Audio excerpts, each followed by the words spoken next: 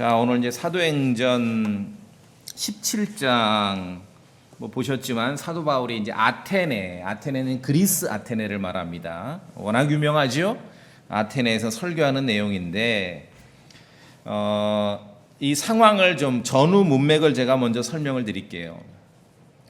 이제 소아시아 지역, 지금 이제 터키 땅에서 복음을 전하다가 이제 주님의 명령을 따라서 바다 건너 지금 그리스 땅 발칸반도 이제 고대 마케도니아 지역에 가서 이제 복음을 전했습니다. 그런데 이제 첫 도시에 갔는데 빌립보에서 이제 감옥에 갇혔죠. 이게 감옥에 갇혔어요. 그때 감옥에 갇혀 있을 때 그 유명한 말씀이 나오잖아요. 주 예수 그리스도를 믿으라. 그러면 내가 구원을 받으리라.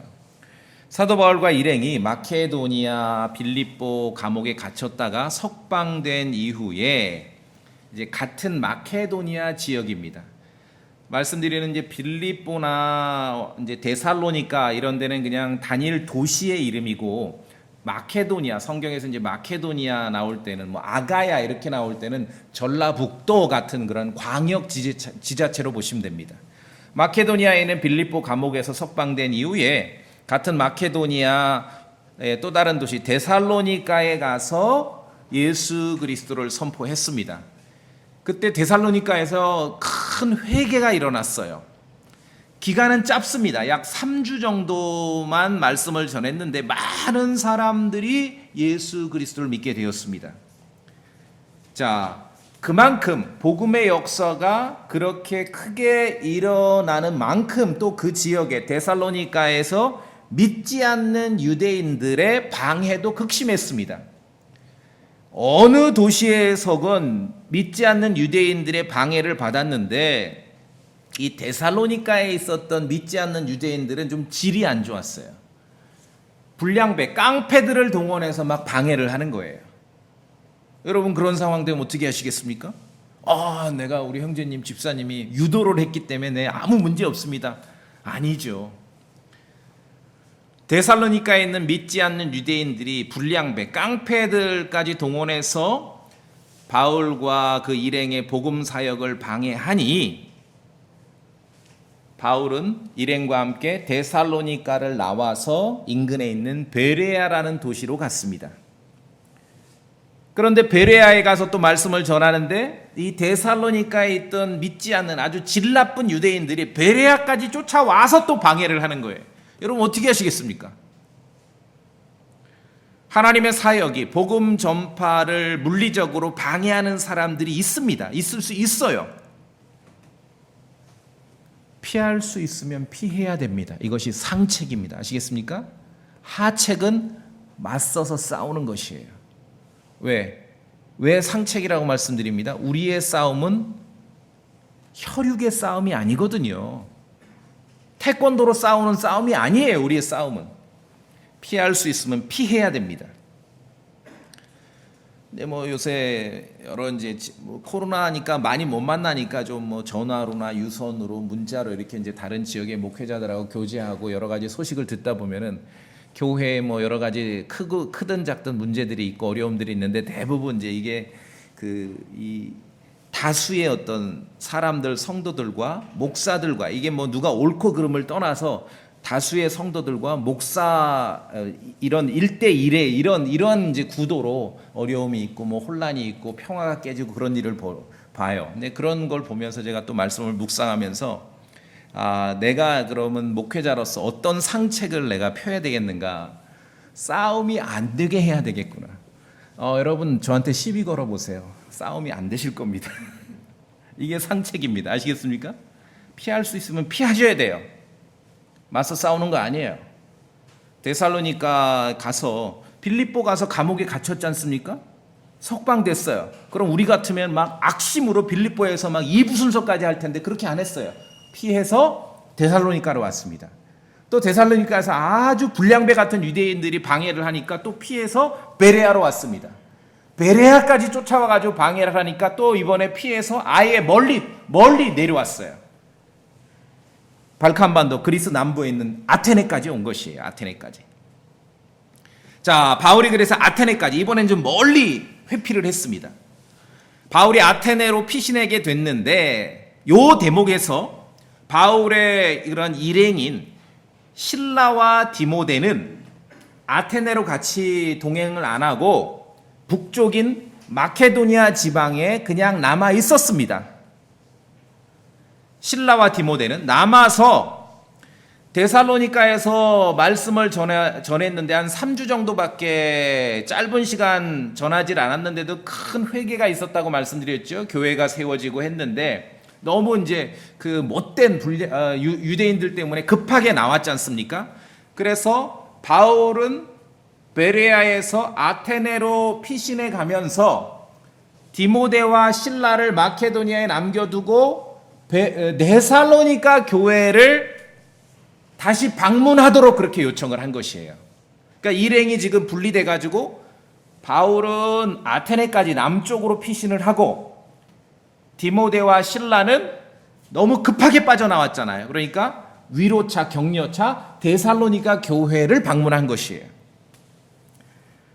그래서 디모데와 실라가 데살로니가를 가서 교회를 굳게 세우고 성도들을 위로하고 이제 어느 정도의 기간이 흐르고 사역을 마치고 바울과 이제 다시 만날 거 아닙니까? 남쪽으로 이동을 해서 디모데와 실라가 이제 데살로니가에서의 일을 마치고 다시 바울에게 와서 데살로니가 교회에 대한 좋은 소식을 전했습니다. 막 바울은 3주 만에 그냥 의도하지 않게 쫓겨나왔지 않습니까? 그러니까 막 그 마음이 어떻겠어요? 보고 싶고 그 성도들 어떻게 잘 지냈는가? 급하게 복음 전하고 남았는데 어떻게 정말 구원의 확신 가운데 잘 지내는가 막 궁금하지 않습니까? 근데 디모데가 왔는데 데살로니가 교회에 대한 좋은 소식을 전한 거예요. 믿음 안에 굳건하게 서 있고 우리가 그 교회 성도들을 보고 싶어 하는 만큼 그 성도들도 여전히 우리를 보고 싶어 하더라. 그 얘기를 들으니까 바울이 굉장히 영 안에서 기뻐했을 거 아닙니까? 그 마음으로 편지를 써서 보낸 것이 데살로니가 전서예요. 아시겠어요? 예. 그 마음으로.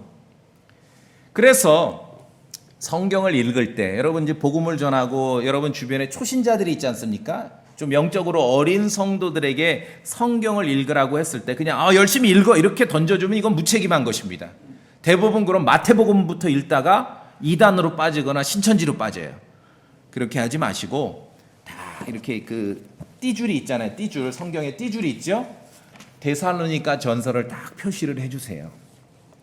왜냐하면 데살로니가 전서는 3주 정도밖에 복음을 못 전하고 긴급하게 피신해 나온 그 어린 새로 형성된 교회의 성도들을 향해서 쓴 서신이거든요. 그러니까 이런 영적으로 어린 성도들을 위해서 정말 적합합니다. 데살로니가 전서입니다. 그러니까 우리끼리 암호에 이제 어떤 사람이 이제 잘 낯선 사람이 있는데 뭐 좀 일일이 뭐 우리가 호구조사하기 뭐 하잖아요. 그러면 우리끼리 얘기하는 거예요. 저분 지금 데살로니가 전서 읽고 있습니다. 그러면 초신자이군요. 그렇게 이해하시면 됩니다. 아시겠죠? 자, 그런 상황에서 베레아에서 피신해서 사도 바울이 아테네로 왔습니다. 남쪽으로. 그런데 말씀드렸듯이 디모데와 실라는 그대로 마케도니아에 남아서 데살로니가 교회를 방문해서 말씀 사역을 하고 있습니다. 그때 디모데와 실라가 데살로니가에 있고 바울이 아테네에 있을 때 벌어졌던 일이 오늘 여러분이 함께 저랑 읽은 요 대목입니다. 사도행전 17장 16절부터 아테네에서의 일입니다. 사도 바울은 아테네에서도 설교했습니다. 예전에 어릴 때 개역성경 읽을 때는 여러분 뭐라고 돼요? 아덴 그러죠. 그게 영어였어요. 사실은 아테네를 영어로 아덴 그래요. 그런데 영어 단어인 줄 모르고 알았기 때문에 도대체 아덴은 어디더냐? 아테네입니다. 그리스 수도 아테네. 사도 바울은 아테네에서도 설교했습니다. 뿐만 아니라 아레오파고에 가서 설교했습니다. 마르스 언덕에 서서 설교했습니다. 그리스 아테네를 말합니다. 늘 말씀드립니다. 성경을 읽으시고 특별히 여러분 좀 심심하실 때 지도를 열심히 보세요. 성경을 공부하는 그리스도인들은 이 지도를 통해서 좀 공간 감각이 있어야 됩니다. 그래야 이게 감이 잡히거든요. 그리스 아테네를 말합니다. 그리스 아테네는 철학자의 도시입니다. 오늘 본문에도 에피쿠로스 학파, 스토아 학파 철학자들이 나오죠. 기억이 새록새록 중학교 도덕책에 나왔던 그 철학자들입니다. 철학자들의 도시, 올림픽의 도시. 이 사도 바울 시대에 고대 올림픽이 있었습니다. 아테네 올림픽. 그리고 민주주의의 도시, 민주주의가 태동했고 문명의 도시, 유럽 문명이 그리스에서부터 나왔죠. 뭐 그리스 로마 신화로 대표되지 않습니까? 그리고 신화의 도시. 어떤 이름난 분이 그리스 아테네에 대해서 묘사할 때 사람보다 신이 더 많다 그렇게 묘사를 했다 그럽니다. 자, 이러한 아테네에서 사도 바울이 설교를 했습니다. 하나님의 말씀을 선포했는데 이러한 아테네가 사도 바울이 볼 때는 16절에 있는 대로 그냥 온통 우상 숭배에 빠진 도시일 뿐입니다. 이러한 아테네가 사람들이 볼 때에는 철학자의 도시고 올림픽의 도시고 민주주의의 도시고 유럽 문명의 도시고 신화의 도시, 지식인의 도시인 아테네가 사도 바울이 볼 때는 우상 숭배에 빠진 도시고 또 22절에 보니까 그 아테네 사람들은 그냥 미신에 사로잡힌 사람들일 뿐입니다. 두 가지 관점이 있는 것이에요. 세속적인 관점, 세속적인 시각이 있는 것이고 믿음의 시각이 있는 것이죠. 이 두 가지 시각이 있다는 것을 우리가 여기서 알아야 되는 것이에요. 바울이 볼 때 아테네는 우상 숭배에 빠진 도시였고 미신에 사로잡힌 도시였습니다.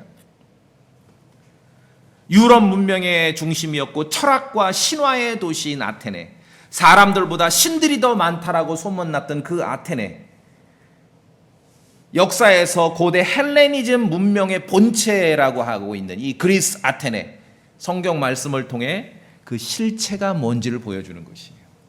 우상 숭배일 뿐이고 미신에 사로잡혔다. 우리 한국의 어린 아이들에게 왜 그리스 로마 신화를 많이 읽히잖아요. 만화로. 전 이해가 안 돼요. 그 내용 여러분 차분히 보셨어요? 제가 볼 때는 이 그리스 로마 신화 19금 다뤄야 돼요. 19금.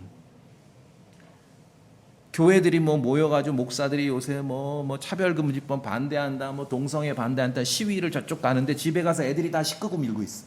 그리스 로마 신화. 이게 앞뒤가 안 맞죠. 세속에서 말하는 헬레니즘 문명의 본체가 영적인 눈으로 볼 때 무엇인지를 우리에게 알려주는 것입니다. 사도 바울은 아테네에서도 유대인 회당에서도 말씀을 전했고 17절에 보니까 그들과 논쟁도 했습니다. 논쟁도 했습니다. 이 종교적인 지식과 정보가 공유되는 사람들하고는 필요하다면 논쟁도 하는 것이에요. 반박해야지요. 그리고 18절에 있듯이 고대 그리스 철학자들과도 대화했습니다. 에피쿠로스 학파와 스토아 학파 철학자들과도 대화했습니다. 그 철학자들이 볼 때 이 사도 바울은 말쟁이일 뿐이에요. 말쟁이. 그러니까 목사나 침례교 목사나 그리스도인을 향해서 여러분이 사람들이 말쟁이라고 했을 때 그렇게 기분 나빠하실 필요 없어요. 그냥 그게 정상입니다. 바울도 말쟁이라고 한 거예요. 철학자들이 볼 때 말쟁이에요. 말쟁이. 그런데 사도 바울은 유대인 회당에서 만난 유대인에게나 아테네 거리에서 만난 철학자들, 에피쿠로스 학파 철학자들, 스토아 학파 철학자들에게도 동일한 진리, 예수 그리스도를 선포했습니다. 이 철학자들은 19절에 보니까 그들이 그를 붙들어 아레오파고로 데려가서 이르되, 아레오파고라고 여러분 아시죠? 들어보셨습니까? 모르시면 나중에 이제 스마트폰으로 검색해 보세요. 아레오파고. 왜냐하면 이 철학자들이 보기에 뭔가 말쟁이이긴 한데 그 내용이 고수라서 대단한 어떤 깊이 있는 철학이라서 이렇게 초청을 해서 뭔가 연설을 들은 게 아니라 오늘 이 말씀에 나와 있지만 이 사람들은 자기 귀에 뭔가 생소해. 처음 듣는 거야. 그러면 그냥 혹하는 거예요. 이 사람 뭐야 이거? 한 번도 들어보지 못한 얘기를 하네. 죽은 자의 부활을 얘기해요. 그러니까 야, 이 사람 뭔가 있는 것 같다. 당신 한번 와서 연설해봐라. 그래, 아레오파고로 이렇게 초대를 한 것이에요. 말하자면은 사도 바울을 이제 그리스 고대 이 당시에 철학자들이 만났는데 얘기를 좀 들어보니까 관심이 생겼어요. 관심이 생겨서 초대를 했어요. 말하자면 이제 아테네 시의회로 이렇게 초대를 해서 연설을 좀 들었다. 그렇게 이해하셔도 됩니다. 이 상황을. 그 정도 상황입니다. 대단한 일이 벌어진 거예요, 지금. 우리가 역사책이나 도덕책에서 배웠던 고대 그 그리스 철학자들 무리 속에서 사도 바울이 거기서 복음을 전한 것이에요. 대단한 일이 벌어진 것입니다. 자, 여기 이제 용어들이 좀 많이 나오죠. 22절에 그때 바울이 마르스 언덕 한가운데 서서 이르되, 마르스 언덕, 지금도 다 아테네에 있는 지명들입니다. 마르스 언덕에 서서 이제 설교를 했습니다. 철학자들이 볼 때는 그냥 뭔가 생소하고 들어본 적이 없는 내용이니까 관심이 생겨서 호기심으로 초대를 했어. 말하자면 이제 시의회에. 그런데 사도 바울은 거기에 서서 예수 그리스도의 복음을 전한 것이죠. 마르스 언덕이다. 그리스 로마 신화에 나오는 신의 이름입니다. 마르스. 몇 년 전에 그 헐리우드 영화 중에 마션이라는 영화가 있었어요. 마션이 뭐냐, 뭐 화성 사람 뭐 그런 뜻이에요. 화성에 어떤 사람이 간 얘기가 마션이에요. 거기서 마르스예요. 로마 신화의 전쟁의 신. 이제 그리스 신화의 아레스랑 같은 이름이죠. 그래서 영어로 마르스 그럼 화성을 말합니다. 이 수성, 뭐 금성, 지구, 화성 했을 때 마르스. 그 언덕에 서서 이게 무슨 말이냐면은요. 지금은 이제 지식과 과학이 발달해서 현대는 천문학과 점성학이 이렇게 분리가 됐습니다. 분화가 됐어요. 그런데 고대로 가면은 천문학하고 점성학이 하나입니다. 자, 그래서 천문학에서 뭐 우주의 그런 그 태양계, 뭐 수성, 금성, 뭐 화성, 목성 이걸 말하는, 이거를 지칭하는 용어가 다 그리스 로마 신화에 나오는 신들의 이름이에요. 신들의 이름. 주피터는 목성이고요. 머큐리는 수성이고요. 뭐 다 신들의 이름입니다. 자, 그가 아테네 신화의 도시 중심에서 철학자들 사이에서 사도 바울이 마르스 언덕에 서서 복음을 전합니다. 예수 그리스도의 복음을 전합니다. 자, 그런데 얼마나 사실 사도 바울의 어떤 이 세속적인 그러한 위상, 지식, 진가, 그의 실력이 저는 이 아테네에서 설교할 때 나타났다고 봐요. 그 설교하는데, 자, 뒤에 가시면은 28절에 보세요. 뭐라고 써 있냐면은, 이는 우리가 그분 안에서 살고 움직이며 존재하기 때문이라 너희의 시인들 중 어떤 사람도 이르되, 고대 아테네의 아레오파그 철학자들 앞에서 복음을 전하고 연설을 하는데 사도 바울이 28절에 보셨듯이 고대 그리스 시인의 그런 말도 인용하는 것이에요. 아마 그 철학자들이 깜짝 놀랐을 것이에요. 근데 이렇게 사전이나 주석 성경 같은 데 보면 이 인용된 이 문장을 통해서 이게 고대 그리스의 어떤 시인인지 실명도 나옵니다. 이런 사람이 실존했다는 거예요, 실제로. 사도 바울은 대단한 지적 능력의 소유자예요, 사실은. 우리가 역사에서 배우고 도덕책에서 배웠던 이 고대 그리스 그 철학자들 속에서 그리스도의 복음을 전한 것이에요. 대단한 능력의 소유자죠. 예. 물론 빌립보서에 있는 대로 예수 그리스도를 아는 지식 앞에서는 자신이 가지고 있던 걸 다 배설물 똥으로 여겼다 그랬습니다. 맞지요. 그러나 여러분, 그것은 예수 그리스도 안에서 우리가 영적으로 판단할 때 그러한 거지요. 근데 세상에는 우리가 볼 때는 그리스도를 아는 지식에 비추자면 다 똥으로 여길 만한 것들을 떡으로 믿는 사람들도 많죠. 그러니까 적절하게 활용할 줄 알아야 돼요. 지혜롭게. 그게 능력이죠. 사도 바울은 그러한 능력과 지식을 갖췄던 사람입니다. 대단합니다. 저는 이 사도행전 17장을 읽을 때 통쾌합니다. 최고의 학문은 철학 아닙니까? 철학. 그리스 철학. 그 고대 철학자들 앞에서 예수 그리스도의 복음을 전하는 것이에요. 얼마나 통쾌한 장면입니까? 사도 바울은 세상의 지혜를 전혀 부러워하지 않았습니다. 그리스도의 진리에 있어서도 물러섬이 없었습니다. 그는 유대인에게나 그리스 철학자들에게나 동일하게 예수 그리스도의 부활을 선포했습니다. 자, 여기 먼저 봅시다. 사도행전 17장 3절을 봅시다. 먼저 데살로니가에 들렸다고 했는데 데살로니가에서 그가 어떻게 사역했는가 봅시다. 사도행전 17장 3절을 제가 봅니다. 그것들을 여러 성경 기록입니다.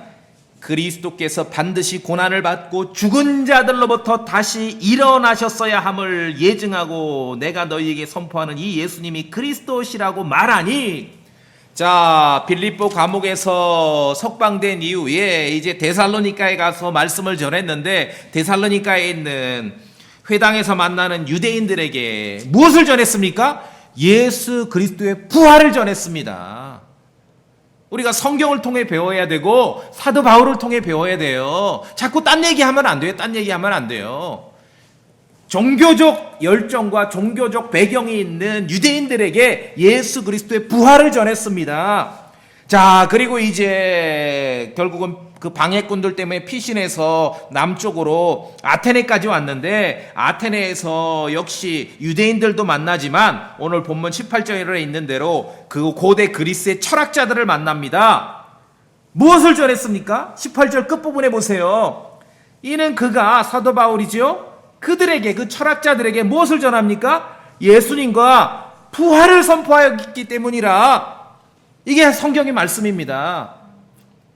종교적인 배경, 종교적인 지식이 넘쳐나는 유대인들에게도 예수 그리스도의 부활을 선포했고, 종교에 전혀 관심 없고 자기들이 지식이 있고 세상 지혜로 가득 차고 철학자라 이렇게 자부하는 사람들에게도 예수 그리스도의 부활을 선포한 것이에요. 다른 얘기하면 안 되는 거예요. 다른 얘기하면 안 돼요. 잡다한 얘기를 하면서 말만 기독교고 말만 예수님이지 이상한 종교가 형성돼 버린 것입니다. 종교적인 열정이 있는 사람들에게나 세상 지혜에 있어서 열정이 있는 사람들에게나 동일한 진리를 선포해야 됩니다. 변치 않는 진리, 예수 그리스도의 부활을 선포해야 되는 것입니다. 우리가 예수님을 믿는다고 시인할 때 여러분 무엇을 말하는 것입니까? 그것은 예수 그리스도의 부활을 믿는 것이에요. 우리가 복음을 전한다고 말할 때 무엇을 전하는 것입니까? 그것은 예수 그리스도의 부활을 전하는 것이에요. 그리스도의 부활이 없는 복음은 가짜 복음입니다. 그리스도의 부활을 믿지 않는 믿음은 헛된 믿음이에요. 참으로 통쾌하지 않습니까? 종교적으로 열정 넘치는 유대인에게나 철학자들이라고 자부심을 갖는 그리스 철학자들에게나 동일한 진리, 동일한 예수 그리스도의 부활을 선포했다는 것입니다. 우리가 이것을 배워야 돼요. 이 진리에 머물러야 하는 것입니다. 자, 이제 아테네에서 에피쿠로스 학파와 스토 학파 두 학파의 철학자들을 만났습니다. 여러분, 그런 사람 말에 뭐 기독교에 이렇게 교파가 많냐고, 교단이, 모르시는 말씀. 불교도 교단이 많아요. 여러분, 천주교도 교단 많은 거 아세요? 다 교단이 있어요. 이슬람교도 교단이 많아요. 이슬람교 교단은요 서로 지금도 죽여요. 기독교 교단은 죽이진 않잖아요. 종교만 교단이 있는 게 아니에요. 고대 그리스 철학자들도 교단이 있어요. 교파가 있어요. 에피쿠로스 학파와 스토 학파, 이건 교파예요. 교파. 이론으로 갈리고 논리로 갈리고, 그렇죠? 사도 바울을 만난 아테네의 두 철학자 학파는 인생을 바라보는 방식이 달랐고 인간을 이해하는 그러한 방식이 달랐습니다. 한쪽은 인생의 목표가 쾌락을 추구하고 행복을 추구하는 거예요. 뭐 죽으면 끝인데 인생이 얼마나 정말 행복하고 즐겁고 쾌락을 누릴 수 있는가, 그것이 목표고, 또 한쪽은 인간의 이성을 따르는 삶을 최고의 고귀한 삶으로 그렇게 여긴 것입니다. 이것이 철학자들이에요. 근데 자기들도 교파가 나뉘어요. 이것은 마치 성경시대에 나오는 유대교의 사두개인이나 바리새인과도 유사합니다. 다 교파가 있습니다. 유대교도 교파가 있고요. 철학자들이든 어떤 특정 종교의 교파로 나뉘는 사람들이든 자신들끼리는 대립하고 논쟁합니다. 그러나 중요한 게 있습니다. 예수 그리스도의 복음, 예수 그리스도의 진리 앞에서는 다 똑같은 태도라는 것입니다. 에피쿠로스 학파와 스토아 학파가 지들끼리는 논쟁하고 싸우고 아웅다웅 할지 모르지만 사도 바울이 선포하는 예수 그리스도의 부활 앞에서는 동일한 입장을 취하는 것입니다. 동일한 태도를 취하는 것이에요. 우리가 이런 것들을 이해하고 분별할 수 있는 지혜와 지식을 갖추셔야 됩니다. 이 철학자들이 볼 때 사도 바울은 말쟁이고 18절에 있는 대로 이방신을 전하는 자로 보인 것이에요. 그래서 조금 호기심이 가졌죠. 이방신이라는 것은 아테네는 신들의 도시잖아요. 신들의 도시. 아테네 관광 가면 가보신 분 있어요? 저는 아직 못 가봤는데 신전 구경하는 거. 신전. 전부 신전이에요. 신들의 도시이기 때문에. 근데 이 철학자들이 자기들이 다 웬만한 신들은 다 꿰뚫고 있는데 사도 바울이 전하는 신은 새로운 신이거든요. 그러니까 이제 호기심이 생긴 것이에요. 그런데 그들은 아까 말씀드린 대로 그저 그냥 미신에 사로잡혔을 뿐입니다. 미신에. 세상의 사람들은 세상의 지혜로, 철학으로, 종교로, 이론으로 서로 나뉘고 다투고 분열합니다. 그러나 예수 그리스도의 부활을 믿지 않고 영원한 생명이 없고 성경 기록을 존중하지 않는 태도는 마찬가지라는 것이 동일합니다. 이 입장을 우리가 좀 기억해야 됩니다. 자, 인생에 대해서 어떻게 해석하고 어떠한 태도를 취하느냐에 상관없이 에피쿠로스 철학자들은 신을 부정하며 사람들을 지옥에 보냅니다. 스토아 철학자들은 신을 인정하며 사람들을 지옥에 보냅니다. 본질이 무엇인지 아시겠습니까? 유대교로 오면은 유대교 바리새인들은 천사를 인정하며 사람들을 지옥에 보냅니다. 사두개인들은 천사를 부정하며 사람들을 지옥에 보냅니다. 본질이 뭔지 아시겠습니까? 지금도 마찬가지예요. 여러 종교가 있는데 이슬람교가 있고 예를 들어 유대교가 있습니다. 그러면 이 땅에 많은 크리스찬들이 유대교에 대해서는 약간 좀 친화적인 생각을 가져요. 제가 오늘 아니라고 말씀드릴게요. 이슬람교로 지옥에 보내나 유대교로 지옥에 보내나 마찬가지입니다. 예수 그리스도의 생명 앞에서는 마찬가지예요. 예수 그리스도의 부활 앞에서는 유대교라고 해서 조금이라도 뭔가 우월한 점이 있는 게 아닙니다. 우월한 점이 있는 게 아니에요. 이 지금 다수 유대교는요, 성경만 경전이 아니라 자기들이 랍비들이 꾸린 이 탈무드라고 경전이 2개거든요. 이건 이교예요, 이교. 우리가 아는 그 성경 시대 그 유대교랑도 질적으로 차이가 납니다. 본질이 뭔지를 알아야 됩니다. 그래서 종교적인 열심이 많았던 유대인들에게나 고대 아테네 철학자들에게나 사도 바울은 동일하게 중심을 잃지 않고, 물론 설교할 때는 그 철학자들의 시인을 인용하기도 하고 정말 그의 지적 능력으로 그 아레오파고에 서서 철학자들 속에서 연설도 하고 설교도 할 수 있었지만 무엇을 선포해야 되는지 초점을 잊지 않았다는 것입니다. 동일하게 예수 그리스도의 부활을 전한 것이에요. 이걸 놓치면 안 됩니다. 공산주의 유물론으로 지옥에 보내거나 자본주의 물질 만능주의로 지옥에 보내거나 마찬가지라는 것입니다. 예수 그리스도의 부활 앞에서는 뭐가 우월한 게 없어요. 유물론도 신은 없고 뭐 정신세계는 없고 모든 게 다 물질이야. 유물론도 영어로는 materialism이라 그러고 물질 만능주의, 만몬을 섬기는 그 태도도 영어로는 materialism이라 그러는 것이에요. 공산주의 유물론으로 지옥에 보내거나 자본주의 물질 만능주의로 지옥에 보내거나 동일한 것이에요. 성경을 믿는 그리스도인은 본질을 놓치면 안 되는 것이에요. 이 사도행전 17장의 아테네에서의 철학자들 앞에서의 사도 바울의 설교는 정말 우리가 기억해야 되고 너무 통쾌한 장면이고 초점이 어디에 있는지를 알아야 됩니다. 종교적 열심이 많은 유대인에게나 철학자들에게나 동일하게 예수 그리스도의 부활을 선포했다는 것입니다. 자, 고린도전서 1장을 보십시다. 고린도전서 1장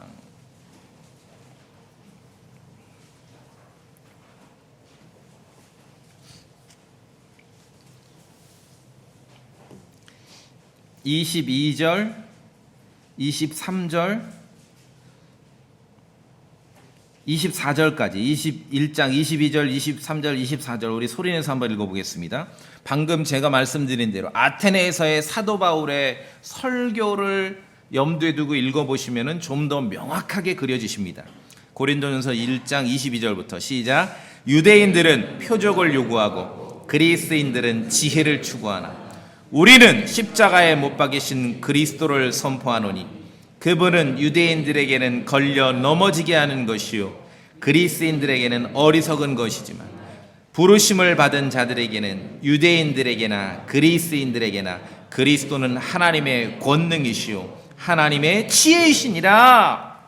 하나님의 권능 파워이시고 하나님의 지혜다. 유대인이 표적을 추구한다는 것은 뭔가 권능, 능력을 추구하는 기적을, 미라클을 추구해요. 그러나 진정한 하나님의 파워는 예수 그리스도라는 거지요. 그리스인이 지혜를 추구한다는 것은 철학을 추구하는 거예요. 지혜를 사랑하는 게 필라소피 아닙니까? 지혜를 사랑하는 게 철학이거든요. 그러나 진정한 지혜, 하나님의 지혜는 예수 그리스도라는 것이죠. 한쪽에 비위를 맞추고자 진리를 양보해서는 안 되는 것이에요. 유대인이 추구하는 것처럼 기적의 비위를 맞추고자 진리를 양보하면은 그게 은사주의가 되는 것이고요. 그렇죠? 기복신앙이 되는 것이고 그리스인이 세속적인 철학과 지혜를 추구하는 것처럼 그렇게 비유를 맞춰버리면은 이 신앙이 이성주의가 돼버려요. 그렇죠? 신신학이 되는 거예요. 예수 그리스도의 생명이 없는 그저 그냥 세속 종교와 다를 바가 없게 되는 것입니다. 본질을 놓치면 안 됩니다. 본질을 놓치지 않는 가운데 내가 만나고 내가 대하는 사람들이 종교적으로 가득 채워진 유대인인지 세상의 지식과 지혜로 가득 채워진 이런 어떤 철학자와 같은 사람들인지 이것을 구분할 수 있어야 되죠. 거기에 적합하게 사도 바울은 이야기하고 연설하고 논쟁했고 인용했고 그러나 변함없는 예수 그리스도의 부활을 선포했다는 것입니다. 세상에서 그리스도의 복음을, 그리스도의 부활을 거부하는 이 종교인들은 오늘 이제 이 아테네에서 만난 이제 철학자들을 우리가 좀 더 관심을 갖자면은 어떤 종교적 열심이 있는 사람 말고 어떤 세속적인 관점에서 좀 뭔가 지혜를 추구하고 지식이 있다 하는 사람들의 특징을 우리에게 보여주고 있습니다. 그 사람들은 이 아테네에 있는 철학자들처럼 생소한 소식, 이건 뭐야? 들어본 적이 없는 얘기야? 그러면 호기심을 갖는 것이에요. 세상에선 그게 지혜롭다는 거예요. 와, 새로운 발견이다. 너는 박사 그럼. 이게 이제 세상의 관점이죠. 그러나 사도 바울은 상대가 누구든 상관없이 그리스도의 부활을 선포했습니다. 당시 아테네 사람들은요, 뉴스에만 관심을 가졌어요. 새로운 소식. 21절 보세요. 21절. 오늘 본문 사도행전 17장 21절 다시 한번 봅시다. 소리내어 봅시다. 시작. 이는 모든 아테네 사람들과 거기 있는 나그네들이 새로운 어떤 것을 말하고 듣는 것 외에는 자기 시간을 달리 쓰지 아니하였기 때문이더라. 자, 이게 아테네 사람입니까? 지금 우리입니까? 여러분 자신입니까? 동일해요. 뉴스에 관심을 가져요. 계속 새로운 거. 뉴스가 뭡니까? 새로운 것이죠. 이렇게 스마트폰 열었는데 뭐야 어제 그거 아니야 내용이. 그 재미가 없어요.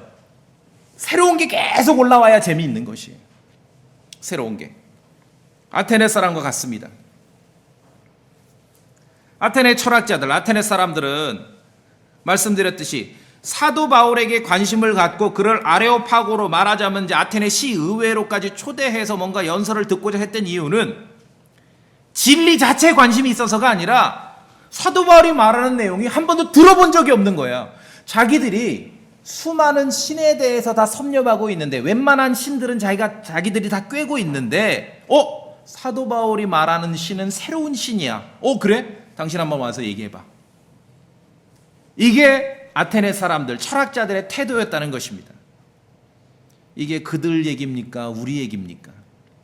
새로운 소식, 새로운 지식, 새로운 교리, 새로운 뉴스, 새로운 종교. 내가 좀 어른이 됐다. 세파에 물든 어른이다. 아니, 아직 어른이 아니다. 이것을 나누는 건 간단합니다. 뉴스가 재밌으면 어른이에요. 그만큼 세속에 찌들었다 그 얘기죠. 아이들은 뉴스가 재미없어요. 물어보세요. 여러분 자녀들에게 물어보세요. 뉴스가 재미없어요. 여러분 싫지 않았나요? 재밌는 거, 이 기밀 프로레슬링을 봐야 되는데 왜 아버지는 꼭 9시 뉴스를 보실까? 저 재미없는 거를. 왜냐하면은 고대 아테네 철학자들의 영이 들어가서 그래. 뭔가 새로운 것을 추구합니다. 영적으로 우상 숭배와 미신에 빠진 사람들은 세상의 지혜를 가지고 나름대로 자신들이 지혜를 사랑한다, 지식을 추구한다 하는데 하는 일은 계속 새로운 것을 추구하는 것이에요. 새로운 것을. 내 귀에 생소하면 새 것인 줄 아는 것이. 오늘날 현대인도 마찬가지입니다. 크리스천도 마찬가지. 인터넷이나 유튜브를 통해 날마다 새로운 것을 보죠. 딱 틀었는데 새 것이 아니야.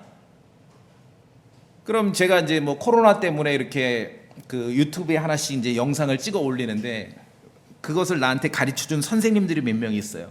조언이 뭐냐면은 꾸준히 올려야 되는데 새로운 걸. 왜? 봤는데 새로운 게 안 오면은 손님 다 떨어진대. 이게 사람의 수치입니까 그래요. 여러분 보셨는데 이게 안 바뀌어. 어제 거야. 재미없죠 그러면은.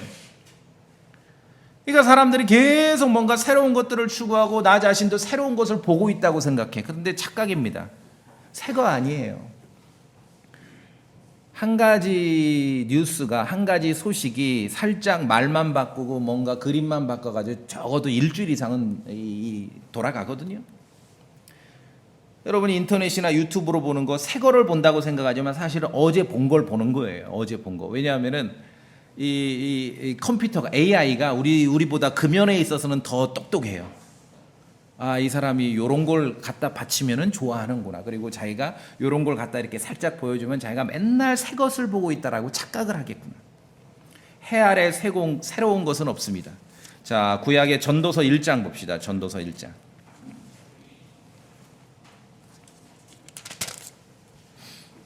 전도서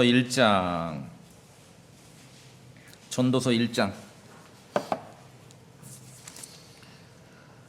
우리가 하나님의 말씀을 통해서 아주 본질을 배우는 거예요. 본질을. 똥이니까 다 무시하고 살라 그 얘기가 아니라 본질이 뭔지를 먼저 알라는 거죠. 전도서 1장 9절을 같이 읽어볼까요? 9절 시작. 이미 있던 것 바로 그것이 다시 있을 것이며 사람들이 이미 행한 것 바로 그것을 다시 행하리니 해 아래에는 새 것이 전혀 없도다. 10절도요. 혹시 사람들이 보라 이것은 새 것이라 하고 말할 수 있는 것이 있느냐? 그것은 우리가 있기 전에 이미 옛적부터 있었느니라. 여러분은 인터넷이나 유튜브로 새로운 뉴스를 접하지만 고대 그리스 철학자들은 이 거리에서 만나는 말쟁이들을 통해서 새로운 뉴스를 접한 거예요. 본질은 같습니다.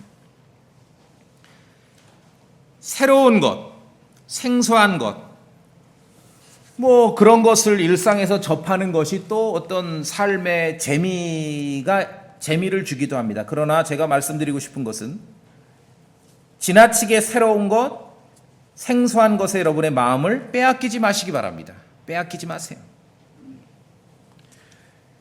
고대 아테네 사람이나 지금 현대인이나 비슷합니다. 하나님의 말씀이 불변의 진리로 우리에게 제시되는 것은 인간은 동일하기 때문에 손에 들고 있는 것만 바뀌었을 뿐이지 인간은 동일한 것입니다. 그들은 진리 자체에 관심이 있는 게 아니라 사도 바울을 통해서 새로운 이론을 듣고자 했던 것이에요. 새로운 것에 지나치게 마음을 빼앗기지 마세요. 뉴스라는 게 동서남북에서 막 몰려오지 않습니까? 너무 그런데 마음을 빼앗기면 안 돼요. 20세기의 그리스도의 교회는 새로운 것만 추구하다가 영적으로 퇴보했습니다. 특히 새로운 성경 번역을 추구하다가 세속화돼 버린 것이에요. New King James, New International Version, New American Standard Version, Good News Bible. 그렇죠? 우리는 아주 오래된 성경을 손에 쥐고 읽을 때 영적으로 안전하게 된 것입니다. 책으로 만들어진 건 새 거지만 이 말씀, 이 성경은 지금 지구상에 존재하는 성경 중에 가장 오래된 성경이거든요. 여러분이 영적으로 안전하게 되길 원하십니까? 아주 오래된 성경을 가지고 읽고 묵상하셔야 되는 것이에요. 그것이 킹제임스 성경입니다. 오래된 복음에 머무셔야 됩니다. 우리가 믿는 예수 그리스도의 부활을 믿는 이 믿음, 이 복음은 사도 바울부터 전해졌던 그 복음이에요. 2000년도 더 된 그 복음입니다. 신복음을 믿으면 안 되는 것이에요. 너무 지나치게 새로운 뉴스에 마음을 빼앗기지 마세요. 해 아래 새 것은 없습니다. 노래도 찬송가도 오래된 찬송가가 안전해요. 저는 오래된 찬송가를 부를 때마다 정말 감격스럽습니다. 500년 전 노래를 부르잖아요. 내 주는 강한 성이요. 500년 전에 루터가 만든 노래 아닙니까? 오래된 교회에 사람들은 세상에 맞춰서, 세상의 지혜자들과 지식인들에게 맞춰서 자꾸 새로운 교회의 모델을 추구합니다. 말씀드리잖아요. 이 목사인지 무슨 문화센터 관장님인지 모르겠다고. 성경을 통해서 오래된 교회의 모습을 추구해야 돼요. 성경이 가르치는 교회는 건물도 아니고, 그렇죠? 어떤 시설도 아니고 예수 그리스도 안에 구원받은 성도들입니다. 사람들입니다. 이 장소가 없으면 우리 그냥 어디 야외에서 모이면 그 교회인 것이에요. 오래된 교회를 추구해야 돼요. 오늘 사도 바울도 철학자들 앞에서 말하지 않습니까? 신들의 도시, 신화의 도시, 뭐라고 말합니까? 하나님은, 세상과 그 안에 모든 것을 만드신 하나님은 24절에 손으로 만든 전들에 거하지 아니하시며, 아테네는 신들의 도시잖아요. 관광 가면은 전부 신전 구경하는 거예요. 무슨 파른테론 신전, 만신전, 신전 구경하는 것이에요. 하나님은 그런데 거하지 않으신 자. 성경에 이렇게 분명하게 나와 있는데 왜 고대 아테네 사람들처럼 우상 숭배에 빠져 있고 미신에 사로잡혀 있는 사람들처럼 왜 이렇게 자꾸 무슨 건물을 추구하냐고요. 건물은요 깨끗하고 실용적인 것만 있으면 되는 것이에요. 무슨 신전, 성전이 아니라 제가 볼 때는 신전이에요. 신전. 아테네를 만들고자 하는 거예요. 만신전처럼. 오래된 교회, 그렇죠? 오래된 교회. 단순하고 심플해야 됩니다. 오래된 교회는요 예배 순서와 절차가 심플합니다. 단순해요. 단순하죠. 말씀드렸잖아요. praise, 찬양, pray, 기도, preaching, 말씀 선포, 끝. 나머지는 할 수도 있고 안 할 수도 있고. 그리고 우리가 말씀 안에서 해 아래, 전도서 1장 말씀에 해 아래 새 것이 없다고 했습니다.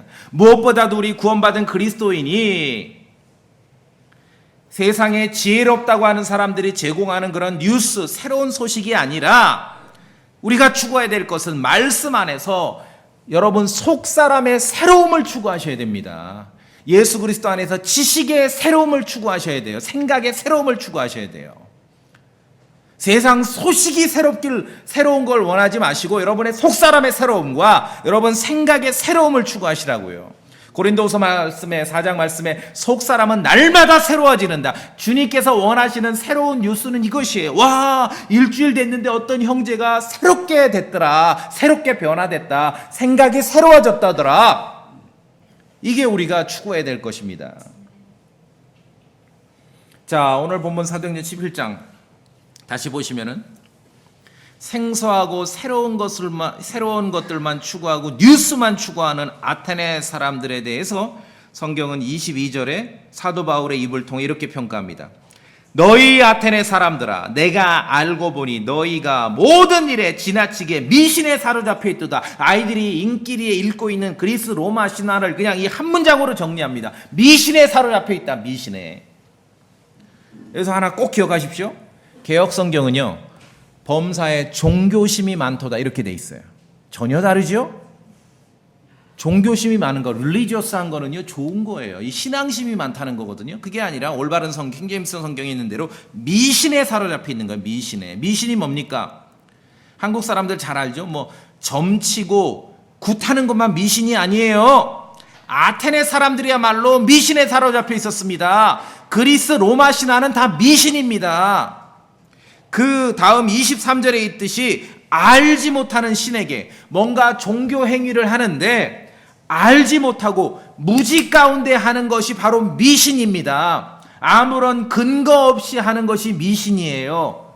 합리적인 타당한 근거 없이 하는 신앙생활 종교 행위가 그게 미신이에요. 성경 기록에 근거가 없이 성경 기록을 통해 입증할 수 없는 교회 생활, 그게 미신입니다. 건전한 지식이 없는 열심, 그게 미신입니다. 굿하고 점치는 것만 미신이 아니라 성경 말씀에는 고대 아테네 사람들이 보인 그 헬라 문화, 헬라 철학의 진수, 그게 미신이라는 것입니다. 맹목적이고 생각 없이 하는 신앙생활, 그게 미신이지요. 미신이 뭡니까? 그냥 밑도 끝도 없는 거예요. 밑도 끝도 없어. 성전을 건축하면 하나님께서 기뻐하실 거라는 생각, 그게 미신입니다. 성경은 그 안에 거하시지 않는다라고 기록하고 있지요. 그게 미신이에요. 모든 것을 만드신 하나님은 손으로 만든 전들에 거하지 아니하신다. 성전이 아니라 신전이지요. 이 도시를 많은 종교인들은, 목사들은 아테네처럼 만들려고 하는 것이에요. 바울이 목격한 아테네의 재현일 뿐입니다. 그리스도의 부활을 믿지 않는 사람들이 볼 때 여러분의 믿음, 신앙이 미신이지요. 왜? 그리스도의 부활을 믿지 않으니까 아무 근거가 없는데 뭔가 열심히 신앙생활 하니까 미신이에요. 밑도 끝도 없는 게 미신이거든요. 그러나 우리의 모든 믿음의 근거는 예수 그리스도의 부활에 있는 것입니다. 부활에. 양보 없이 사도 바울은 이 진리를 전했습니다. 31절 보세요. 본문 17장 31절에도 보시면은, 이는 그분께서 한 날을 정하사 그날에 자신이 정하신 그 사람을 통해 세상을 의로 심판하실 것이기 때문이라. 그분께서 친히 그 사람을 죽은 자들로부터 일으키심으로써 모든 사람들에게 그 일에 대한 확신을 주셨느니라. 그리스도의 부활입니다. 32절 반응을 보세요.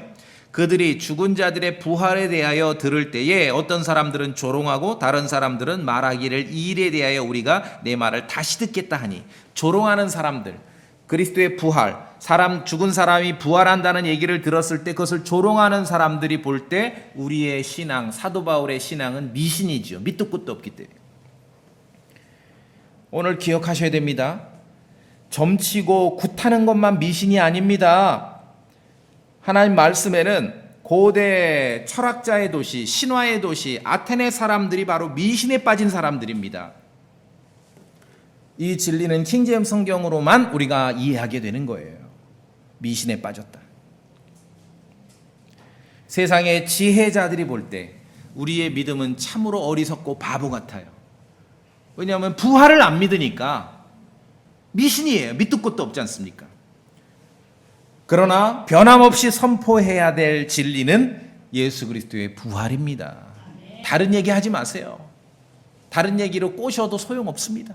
결국은 이 그리스도의 부활을 믿는 이 믿음으로 꼭지가 떨어지지 않으면 소용없어요. 헛된 믿음이에요. 헛된 믿음. 세속화된 교회, 세속화된 크리스찬들은 바보 같던 소리를 듣기 싫고 미신 같다는 소리를 듣기 싫으니까 죽은 자의 부활, 그리스도의 부활을 제외하고 온갖 좋은 것으로 다 전해요. 헛된 믿음입니다. 헛된 믿음. 그리스도의 부활이 빠지면은 성경의 진리를 전하는 것이 아닙니다. 아니에요. 변함없이 그리스도의 부활을 전했습니다. 여러분, 사도행전 17장 아테네에서의 사도 바울의 설교를 읽을 때 통쾌하지 않습니까? 그는 종교적 열심으로 가득 채워졌던 유대인들에게나 우리가 역사책에서 읽는 고대 그리스 아테네 철학자들에게나 동일하게 담대하게 예수 그리스도의 부활을 선포한 것입니다. 이것이 우리가 놓치지 말고 붙잡아야 될 것들이에요. 사도 바울은 서양 철학과 문명의 중심지 아테네 중심에서 설교했습니다. 아레오파고에서 설교했어요. 세상에서 어떠한 지식과 어떠한 종교와 어떠한 지혜를 갖추고 있던 세상에 있는 사람들, 복음을 믿지 않는 사람들이 들어야 할 진리는 오직 하나, 예수 그리스도의 부활입니다. 이거밖에 없어요. 고린도전서 15장 12절 말씀에 이제 그리스도께서 죽은 자들로부터 일어나셨다고 선포하였거늘 너희 가운데 어떤 자들은 어찌 죽은 자들의 부활이 없다고 말하느냐. 이 부활에 대해서 굉장히 강조하는 내용이 고린도전서에 있거든요. 고린도가 어딥니까?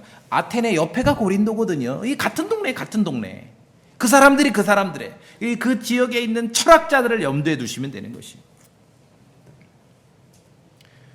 종교적으로 열렬한 사람을 만나시든지 세상에서 지혜롭다고 하는 사람들을 만나시든지 온통 새로운 것, 생소한 것에 관심을 갖는 사람들을 만나시든지 사도 바울이 했듯이 변함없이 물러섬 없이 예수 그리스도의 부활을 전하고 선포하셔야 됩니다. 이것이 우리가 해야 될 일입니다. 여러분 충분히 동의하시죠? 예, 다 같이 기도하시겠습니다.